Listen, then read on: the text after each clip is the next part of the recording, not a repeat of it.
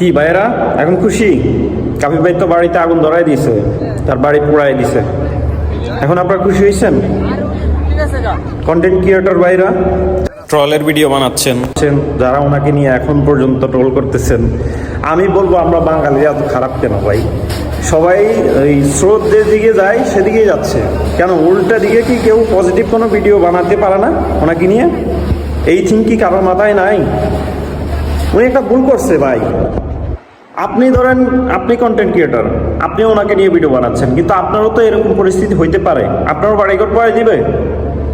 কোন ধরনের আপনার কি খুশি হয়েছেন? এখন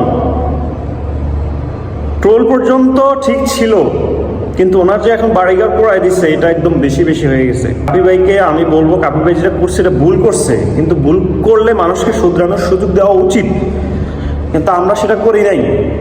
হাজার হাজার রিলস ভিডিও ফেসবুকে এবং টিকটকে অশ্লীল ভিডিও আছে, কই সেগুলোর বিরুদ্ধে তো আপনারা এভাবে প্রতিক্রিয়া দেখাইতে দেখি নাই।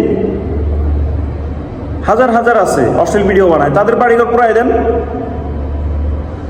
আপনি যদি আইন করেন সবার জন্য সমান, একজনের জন্য প্রযোজ্য হবে, আরেকজনের জন্য হবে না কেন? কাবি ভাইকে কি বলে সম্ভাবনা দিব ভাই জানি না, বাট ধৈর্য ধরুন। আর মানুষকে ক্ষমা করা উচিত, মানুষকে সুযোগ দেওয়া উচিত, এটা আমাদের ইসলাম বলা আছে।